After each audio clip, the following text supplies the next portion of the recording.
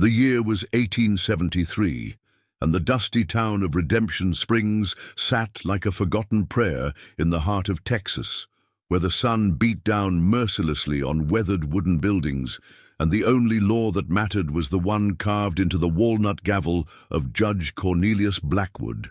Martha Louise Henderson stood before that very gavel on a Tuesday morning that would change the course of her life forever, her calloused hands trembling as she clutched a faded blue bonnet that had once belonged to her mother. The courtroom was packed tighter than Sunday service, with every soul in town eager to witness what they believed would be swift justice served to the woman who had allegedly stolen $300 from the cattleman's bank. Martha Louise had arrived in Redemption Springs 2 winters prior, a widow carrying nothing but a carpet bag and a 3-month-old daughter named Rose. She had taken work at the boarding house, scrubbing floors and washing linens from dawn until dusk, her baby girl strapped to her back in a sling made from old flour sacks. The townspeople had watched with curiosity as this quiet woman with haunted green eyes worked herself to the bone, never complaining, never asking for charity, just trying to carve out a decent life for herself and her child in a world that showed little mercy to women alone. The trouble had started when old Henrik Larson, the bank manager, discovered a discrepancy in the accounts. $300 had vanished from the safe, and suspicion fell on Martha Louise because she had been cleaning the bank the night before the money went missing. Henrik swore he had seen her lingering near the safe, though Martha Louise maintained her innocence with a quiet dignity that somehow made her seem even more suspicious to the good folks of Redemption Springs. In a town where everyone knew everyone else's business, a stranger was always the first to blame. Judge Blackwood was a man who prided himself on his reputation for fairness, though his idea of fairness had been shaped by 30 years of frontier justice, where mercy was often seen as weakness.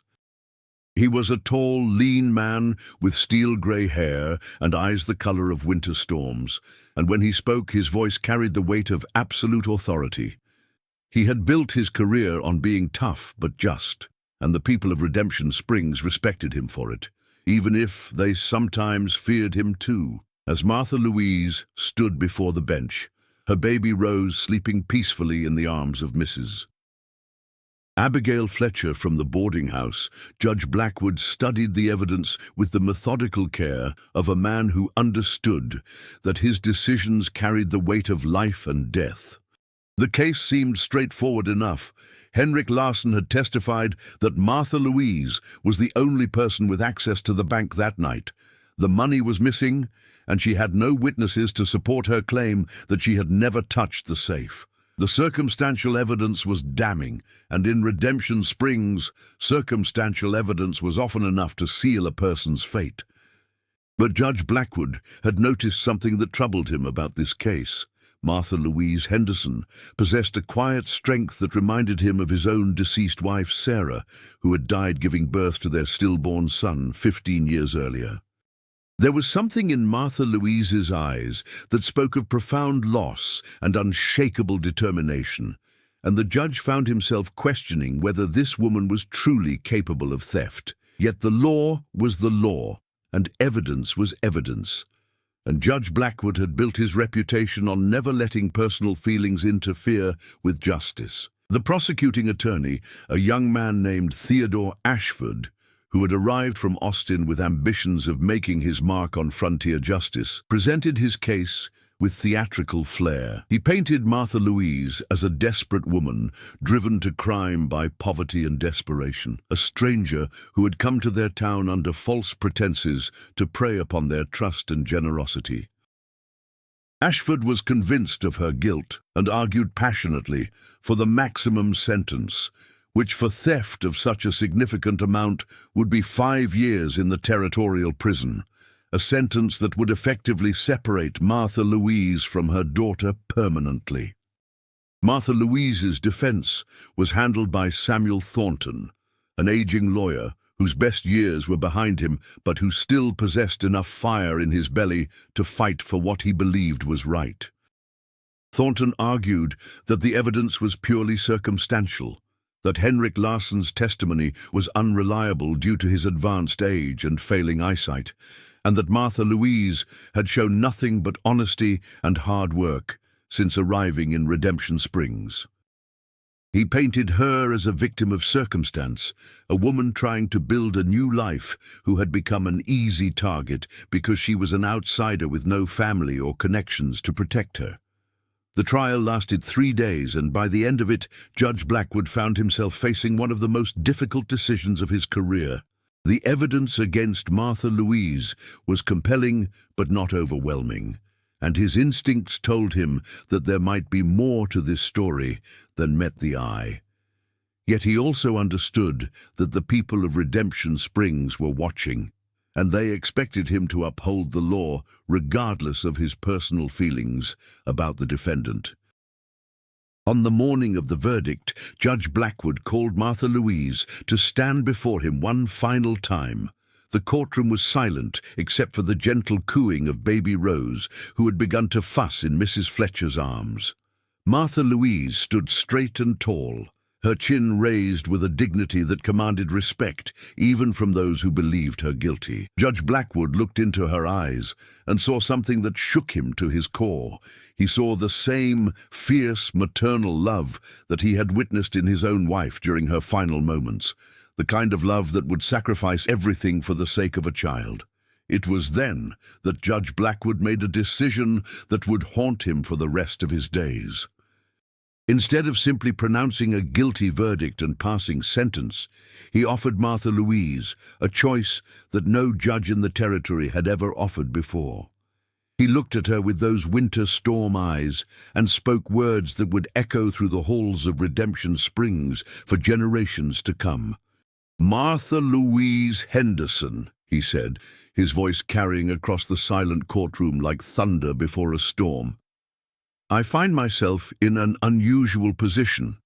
The evidence suggests your guilt, yet my heart tells me there may be more to this story than we know.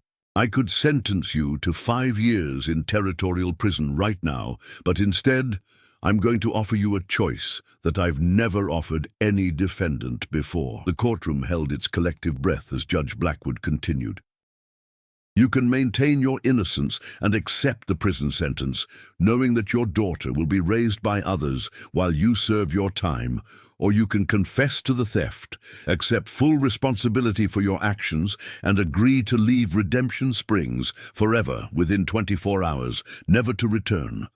If you choose the second option, you'll be free to take your daughter with you and start fresh somewhere else, but you'll carry the burden of that confession for the rest of your days."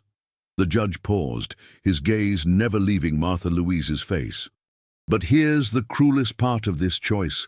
If you confess to something you didn't do, you'll preserve your freedom and your ability to raise your daughter. But you'll sacrifice your honor and your good name forever. If you maintain your innocence and go to prison, you'll preserve your honor but lose precious years with your child that you can never get back.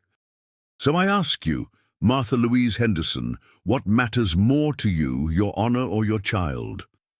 The silence in the courtroom was deafening. Martha Louise stood frozen, her green eyes filling with tears as the impossible weight of the judge's words settled upon her shoulders. In the back of the courtroom, baby Rose began to cry, as if sensing the magnitude of the moment that would determine her fate. Mrs. Fletcher tried to soothe the child, but the baby's cries seemed to echo the anguish that was tearing through Martha Louise's heart. For what felt like an eternity, Martha Louise stared at Judge Blackwood, her mind racing through all the implications of each choice. If she maintained her innocence and went to prison, Rose would grow up without her mother, raised by strangers who might not love her the way Martha Louise did. The child would carry the stigma of having a convicted mother, and Martha Louise would miss all the precious moments of Rose's childhood, her first words, her first steps, all the milestones that make a mother's heart sing with joy. But if she confessed to a crime she didn't commit, she would be free to raise her daughter, to give Rose the love and guidance she needed to grow into a strong, capable woman. Yet she would have to live with the lie for the rest of her life, knowing that everyone who met them would believe her to be a thief. She would have to look into Rose's eyes every day, knowing that she had chosen to sacrifice her integrity for their freedom. The weight of motherhood pressed down on Martha Louise like a physical force. She thought about her own mother, who had died when Martha Louise was just 16, leaving her with nothing but love and memories, and the blue bonnet she now clutched in her trembling hands. She thought about her late husband, James, who had died in a mining accident before Rose was born, and how he had always told her that honor was the one thing no one could take away from a person unless they gave it up willingly. But then she looked at Mrs. Fletcher holding her precious daughter, saw Rose's tiny face scrunched up in distress, and Martha Louise knew that there was really no choice at all. A mother's love transcends honor, transcends pride, transcends everything except the fierce determination to protect and nurture the child that came from her own body. Martha Louise had carried Rose for 9 months, had felt every kick and movement, had endured the pain of childbirth alone in a cold cabin with only a midwife for company. She had nursed her daughter through fever and colic, had sung her to sleep every night, had worked her fingers raw to provide for her. How could she abandon that child now for the sake of abstract principles? With tears streaming down her face, Martha Louise looked directly at Judge Blackwood and spoke in a voice that was barely above a whisper, but carried clearly through the silent courtroom. "I confess to stealing the money from the Cattlemen's Bank. I was desperate to provide for my daughter, and I made a terrible mistake. I accept full responsibility for my actions and agree to leave Redemption Springs forever." The words fell like stones into still water, sending ripples of shock and satisfaction through the assembled crowd. Some nodded approvingly, vindicated in their suspicions, while others felt a strange sense of unease at the hollow quality of Martha Louise's confession.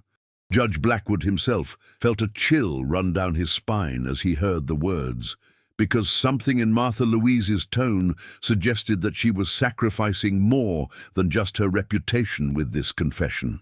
"Very well," Judge Blackwood said, his own voice heavy with an emotion he couldn't quite name. "Martha Louise Henderson, you have 24 hours to gather your belongings and leave Redemption Springs. You are banned from returning to this town for the remainder of your natural life. This court is adjourned."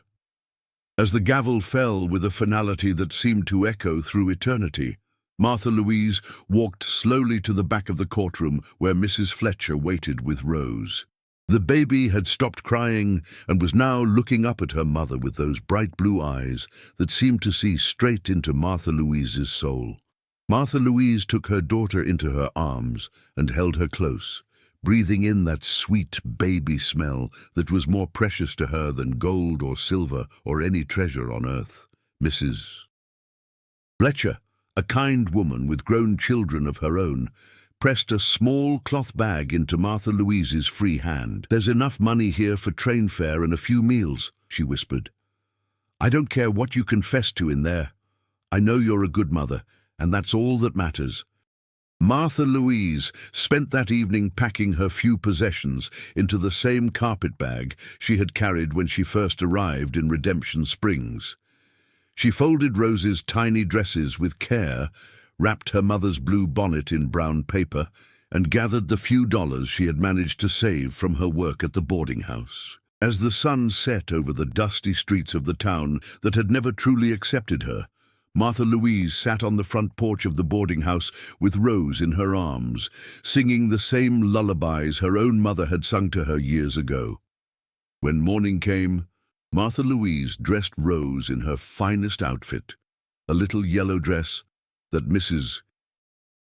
Fletcher had sewn for her, and prepared to face whatever future awaited them beyond the borders of Redemption Springs. She had no idea where they would go or what they would do, but she knew that as long as they were together, they could face anything that life threw at them. As she walked down Main Street toward the train station, carrying her carpet bag in one hand and Rose in the other, Martha Louise held her head high despite the whispers and stares that followed her. She had made her choice, and while it had cost her dearly, she knew it was the right one. Honor was important, but love was everything, and she would rather be a confessed thief with her daughter by her side than an innocent woman separated from the child who needed her. At the train station, Martha Louise bought a ticket to Denver with the money Mrs. Fletcher had given her, figuring that a big city would offer more opportunities for a woman with a questionable past to start over. As she waited for the train to arrive, she sat on a wooden bench with Rose in her lap, pointing out the birds and clouds to the baby who gurgled and laughed with innocent joy. Judge Blackwood appeared at the station just as the train whistle announced its arrival. He approached Martha Louise with the hesitant steps of a man carrying a heavy burden, his winter storm eyes reflecting a pain that matched her own. Without saying a word, he sat down beside her on the bench and looked out at the approaching locomotive that would carry her away from Redemption Springs forever. "I've been a judge for 30 years, he said quietly, his voice barely audible over the sound of the approaching train. "I've sent men to hang and women to prison, and I've always believed that justice was about following the letter of the law. But today, I wonder if justice might sometimes be about something else entirely." Martha Louise said nothing, just continued to hold Rose close and watch the train grow larger on the horizon. "I want you to know," Judge Blackwood continued, "that I found the real thief this morning. Henrik Larsson's nephew, Billy, confessed to taking the money to pay off gambling debts. He's been caught red-handed, trying to leave town with what was left of the stolen cash." The words hit Martha Louise like a physical blow, and for a moment she couldn't breathe. She had sacrificed her honor for nothing, had confessed to a crime she didn't commit while the real criminal was walking free. But even as the injustice of it all threatened to overwhelm her, Martha Louise realized that it didn't change anything. Her choice had been made not based on guilt or innocence, but on love, and that choice remained valid regardless of any new evidence. "Why are you telling me this?" she asked, her voice steady despite the turmoil in her heart. "Because I needed you to know that I believe you were innocent from the beginning," Judge Blackwood replied. "And because I needed to tell you that what you did in that courtroom today was the bravest thing I've ever witnessed. You chose your child over your reputation, and that takes a kind of courage that most people never possess." The train pulled into the station with a great hiss of steam and screech of brakes, and Martha Louise stood up with Rose in her arms. She looked at Judge Blackwood one last time, and in his eyes she saw not condemnation but respect, not judgment but understanding. "Will you do something for me?" she asked, as passengers began boarding the train. "Anything," Judge Blackwood replied. "Will you make sure people know the truth about what happened, not for my sake, but for Rose's? Someday she might want to know that her mother wasn't really a thief." Judge Blackwood nodded solemnly. "I'll make sure the record is set straight." Martha Louise boarded the train and found a seat by the window where Rose could look out at the passing landscape. As the locomotive pulled away from Redemption Springs, she pressed her lips to her daughter's forehead in a gentle kiss that contained all the love and hope and determination in her heart. She had left her honor behind in that dusty courtroom, but she carried something far more precious with her into an uncertain future. The train carried them west toward Denver and toward whatever destiny awaited a woman brave enough to choose love over reputation, a mother strong enough to sacrifice everything for her child. Behind them, Redemption Springs grew smaller and smaller until it disappeared entirely, but ahead of them lay infinite possibilities and the chance to build a new life based not on what others thought of them, but on the unbreakable bond between a mother and her child. Years later, people in Redemption Springs would still talk about the day Martha Louise Henderson confessed to a crime she didn't commit and walked away with her head held high, choosing her daughter over her honor in a moment that revealed the true meaning of both courage and love. And somewhere in Denver, a little girl named Rose would grow up knowing that she was loved beyond measure by a woman who had given up everything to keep them together, a woman who had proven that sometimes the greatest honor lies not in maintaining one's reputation, but in making the sacrifices that love demands. If you enjoyed this tale of courage and sacrifice from the Old West, please give this video a thumbs up and subscribe to our channel for more incredible stories from America's frontier days. In the comments below, tell us what you think you would have chosen in Martha Louise's impossible situation. Would you have chosen your honor or your child? And why? Your thoughts and discussions help bring these historical stories to life and create a community of people who appreciate the complex moral choices our ancestors faced in building this great nation.